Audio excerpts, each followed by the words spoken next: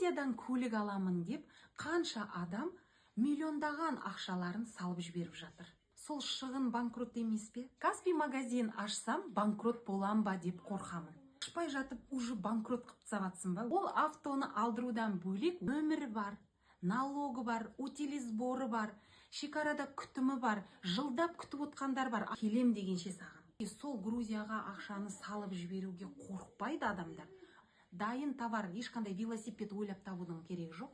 Қытайдан алдырасында жүктеп 20 күнде сатып тастайтын техниканы алып қолдануға қорқасыздар. Неге? Қараңыздар, шекарада ютубтан көріңіздер. Қанша альпарттар, минивендер шіріп тұр. Ал Каспий магазинге көп ақша салудың қажеті жоқ. Небәрі 150 мың теңге салсаңыз болды. Басында сіз қыр-сырын үйреніп, жайлап сіздің де табысыңыз соған қарап өсіп отырады. Ол үшін сізге бір схема керек. Ол схемада сіз товар таңдап үйренесіз және жүктеп үйренесіз. Тағы қандай қорқыныш сылтауларың бар? Каспий магазинін бастауға.